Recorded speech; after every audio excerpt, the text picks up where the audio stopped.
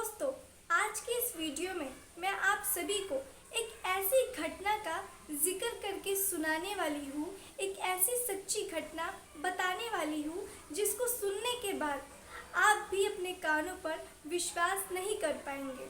आप भी ये सोचने पर मजबूर हो जाएंगे कि आखिर एक पुरुष के साथ ऐसा कैसे हो सकता है। जी हाँ दोस्तों, मैं बात कर रही हूँ एक लड़की की जिसका नाम की सूरज होता है। सूरज जो होता है वो दिल्ली के फ्लाईओवर के नीचे लाल गले में लाल रंग का एक रुमाल गले में बांधा खड़ा होता है। थोड़ी देर में वहाँ पर एक कार आती है। कार से एक महिला निकलती है, वो इशारा देती है। सूरज उसकी गाड़ी में बैठ जाता है। बैठने के बाद में वो लड़की, वो महिला उसको उसके फ्लैट पर लेके जाती है। फ्लैट पर ले जाने के बाद में वो उसको ड्रिंक ऑफर करती है। जब वो लड़का ड्रिंक पीता है, पीने के बाद में वो दोनों के कपड़े उतरते हैं। दोनों को जो काम के लिए आए होते हैं वो काम होता है। पहली बार में जब ये काम से वो लड़की संतुष्ट होती है, खुश होती है, तो वो उसका नंबर मांगती है कि मैं तुम्हें दोबारा कॉल करके बुला सकूं। वो लड़का उसको नंबर देता है। नंबर देने के बाद वो चला जाता है। लेकिन जब वो दूसरी बार फिर से आता है तो कुछ ऐसा हो जाता है जिसको जो भी सुनता उसको अपनी कानों पर विश्वास ही नहीं होता। आखिर दूसरी बार आने पर उसके साथ क्या हुआ था, चलिए इस कहानी में मैं आप लोगों को विस्तार तरीके से सुनाती हूँ, बताती हूँ। आदाब, नमस्ते, सत श्री अकाल। मैं हाजिर हूँ फिर से एक ऐसी ही सच्ची घटना, सच्ची कहानी के साथ में। और मेरा इस कहानी को सुनाने का मकसद आप में से किसी की भी भावनाओं को ठेस पहुंचाना या चोट पहुंचाना बिल्कुल नहीं था, बल्कि समाज में घट रही घटनाओं से आप सभी को जागरूक कराना है। दोस्तों, बात होती है 15 अक्टूबर 2013 की। दरअसल बिहार में एक गांव होता है, एक छोटा सा गांव। उस गांव में एक परिवार रहता है। उस परिवार में माता पिता, एक बेटा और उनकी 2 बेटियां होती हैं। और ये जो बेटा होता है जिसका नाम कि सोहित होता है, और उनकी 2 बेटियां होती हैं, रीमा और रिया।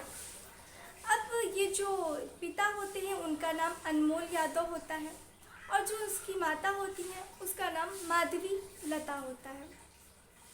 तो दोस्तों, ये जो अनमोल होते हैं ये भट्टी का काम करते हैं। जो ईंट की भट्टी होती है उसमें वो काम किया करते थे और अपने परिवार का खर्चा उठाया करते थे।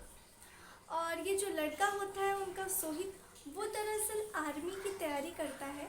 और वो कुछ बचपन से ही उसकी हालत ऐसी होती है कि वो काफ़ी ज़्यादा कमज़ोर होता है, वीक होता है, जिस वजह से उसका सिलेक्शन नहीं हो पाता है।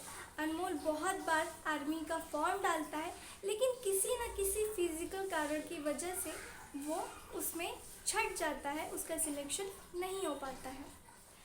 अब ये जो अनमोल होता है ये पढ़ाई करता है साथ साथ। इसमें से अब अनमोल के ऊपर जिम्मेदारी आ जाती है कि जो उसके पिता होते हैं वो कब तक आखिर इन लोगों का भार उठाएंगे। अभी 2 लड़कियां हैं, 2 बहनें हैं, उनकी शादी भी करनी है। तो अनमोल काफ़ी ज़्यादा परेशान होता है। उसका एक दोस्त होता है जो कि उसको बताता है कि तुम पढ़ाई के साथ साथ कोई जॉब भी कर लो जिससे कि तुम्हें आसानी होगी। अब जो सोहित होता है उसको ये बात सही लगती है, और अब वो दिल्ली चला जाता है। जब वो दिल्ली जाता है तो उसको एक बहुत ही अच्छी कपड़े की दुकान पर नौकरी मिल जाती है। नौकरी की तनख्वाह 10,000 रुपये होती है। जब वो 10,000 रुपये कमाता है तो उसमें वो आधा पैसा अपने पास रखता है और आधा पैसा वो घर पर भेज दिया करता था। सब कुछ ऐसे ही चल रहा होता है। अब सोहित काफ़ी ज़्यादा परेशान रहने लगता है, क्योंकि उसको अभी 2 लड़कियों की यानी कि 2 बहनों की शादी भी करनी होती है। अब उनके दहेज के खर्चे से वो काफ़ी ज़्यादा परेशान हो जाता है और सोचता है अगर मैं कुछ और पैसे कमाऊँ तो मेरे लिए बहुत ज़्यादा आसानी हो जाएगी। अब उसकी मुलाकात अपने एक पुराने दोस्त से होती है जिसका नाम कि आर्यन होता है। अब ये जो आर्यन होता है, जब वो बोलता है, अपनी परेशानी बताता है सोहित कि अगर अच्छा होता मेरे पास कोई और भी काम होता, मैं कितना भारी से भारी काम होगा मैं वो सारे काम करने के लिए तैयार हूँ, क्योंकि मैं एक आर्मी का स्टूडेंट रहा हूँ। मैंने वो सारी चीज़ें कर रखी है जो कि एक आर्मी नौजवान करता है। तो कितना भी भारी काम होगा वो सारे काम मैं कर सकता हूँ। अब जो आर्यन होता है वो कहता है, मुस्कुराता है और फिर कहता है कि एक काम तो है जिसमें तुम्हें बहुत अच्छी तनख्वाह मिलेगी, लेकिन उसमें ऐसा कुछ काम नहीं रहेगा भारी। तो वो कहता है अच्छा ऐसा क्या काम है। अब वो मुस्कुराता है और कहता है कि जाने दो, तुम वो काम नहीं कर पाओगे। अब सोहित बोलता है कि मैं एक आर्मी का स्टूडेंट हूँ और कोई भी भारी से भारी काम होगा मैं हर काम कर सकता हूँ।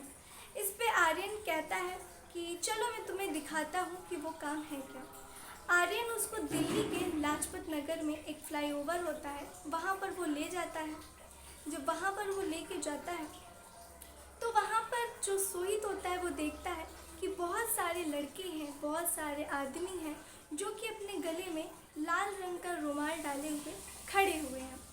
अब जो आर्यन होता है वो 2 लाल रुमाल खरीदता है, एक अपने गले में बांध देता है और एक सोहित के गले में बांध देता है और कहता है कि देखो ये जो काम है, ये काम में तुम्हें तुम्हारे मनचाहे दाम के पैसे मिल जाएंगे, जिससे कि तुम बहुत अच्छे से अपने खर्च चला सकोगे। अब पहले तो सोहित मना कर देता है कि नहीं, मुझे ये काम नहीं करना है और मैं वापस जा रहा हूँ। अब आर्यन उसको बहुत समझाता है लेकिन वो नहीं मानता है।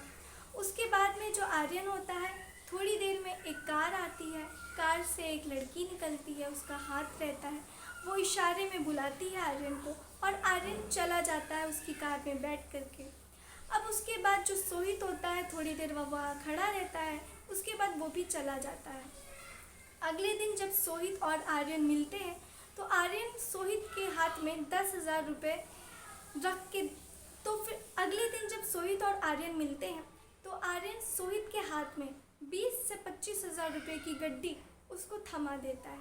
अब जब सोहित इतने पैसे देखता है तो पूछता है कि इतने सारे पैसे तुम्हें कहाँ से मिल गए एक ही बार में।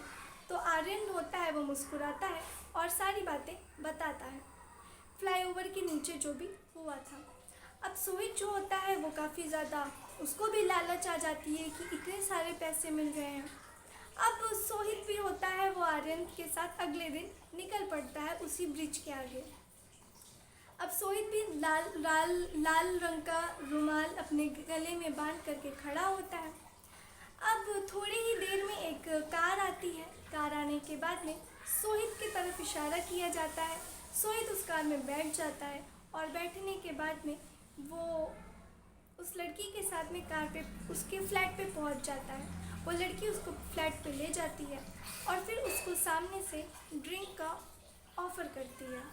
अब जो सोहित होता है उसने आज से पहले कभी भी शराब को हाथ नहीं लगाया था, पर अब वो उसकी मजबूरी थी और वो क्या कर सकता था। अब वो पहली बार लाइफ में शराब पीता है, शराब के नशे में हो जाता है।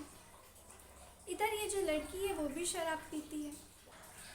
उसके बाद दोनों शराब के नशे में हो जाते हैं। सोहित जो होता है जिस काम के लिए उसको बुलाया गया था वो काम को वो अंजाम देता है। उस काम को करने के बाद में वो जो लड़की होती है, सोहित होता है, वो लोग थक जाते हैं। थक जाने के बाद में वो लोग आराम करते हैं। आराम करने के बाद जो सोहित होता है उसको वो लड़की पैसा देती है, 30,000 रुपये। 30,000 रुपये लेकर के वो वहाँ से जाने वाला होता है। इतने में वो जो लड़की होती है वो उसको बुलाती है, रोकती है और कहती है कि मुझे तुम अपना नंबर दे करके जाओ, क्योंकि जब मुझे और ज़रूरत होगी तो मैं तुम्हें फ़ोन करके बुला सकती हूँ और मुझे इस चीज़ की ज़रूरत पड़ती रहती है, क्योंकि जो मेरा पति है, मैं एक तलाकशुदा हूँ और मेरा तलाक हो चुका है, तो मेरे साथ कोई है नहीं, तो इसलिए मैं चाहती हूँ कि तुम मुझे अपना नंबर दे दो। अब सोहित जो होता है वो मुस्कुराता है और उसका अपना नंबर देता है और वो चला आता है। अब जब भी इस लड़की को ज़रूरत पड़ा करती थी सोहित की, वो उसको फ़ोन करती, सोहित जाता, उसको पैसे देता, उसको खुश करता, संतुष्ट करता और पैसे लेकर चला आता। ये सिलसिला ऐसे ही चल रहा होता है। अभी जो महिला थी, क्योंकि वो अकेली होती है, अब उसको सोहित से प्यार हो जाता है और सोहित को भी उससे प्यार हो जाता है। अब वो लोग काफ़ी ज़्यादा घंटों घंटों तक बातें भी किया करते थे एक दूसरे के साथ में, काफ़ी ज़्यादा वो लोग बातें किया करते थे। फिर सोहित ने सोचा कि अब मुझे शादी करनी है और मैं इसी से शादी करूँगा। अब जब वो बात ये घर वालों को बताता है, घर वालों से मिलाता है, क्योंकि लड़की उम्र में काफ़ी ज़्यादा बड़ी थी, तो वो लोग मना कर देते हैं, इस रिश्ते के खिलाफ़ रहते हैं। लेकिन सोहित के बार बार ज़िद करने के आगे वो लोग हार जाते हैं और वो इस रिश्ते के लिए मान जाते हैं। अब जो सोहित होता है वो इस लड़की से शादी कर लेता है और शादी करने के बाद में अब वो इस लड़की के साथ में एक अच्छा जीवन बिता रहा है। तो दोस्तों ये थी आज की कहानी, आज की सच्ची घटना। आप लोगों ने देखा कि किस तरीके से एक जो लड़का होता है वो एक ऐसी विधवा लड़की के साथ में शादी करके घर बसा लेता है और अब वो अपनी ज़िंदगी गुजार रहे होते हैं। तो दोस्तों ये थी आज की सच्ची घटना, आज की सच्ची कहानी। उम्मीद करती हूँ आप लोगों को पसंद आई होगी। आप लोग कमेंट करके ज़रूर बताएं कि क्या सोहित को एक विधवा लड़की को अपनाना चाहिए था या नहीं। आप लोग अपनी राय मुझे कमेंट बॉक्स में लिख करके दे सकते हैं। और दोस्तों ये मेरा चैनल नया है तो मैं चाहती हूँ आप लोग मेरे चैनल को ढेर सारा सपोर्ट करें, प्यार करें। चलिए मिलते हैं फिर ऐसे ही किसी सच्ची और अच्छी घटना में। तब तक के लिए आप लोग अपना ख्याल रखें, सावधान रहें, सतर्क रहें। जय हिंद, जय भारत।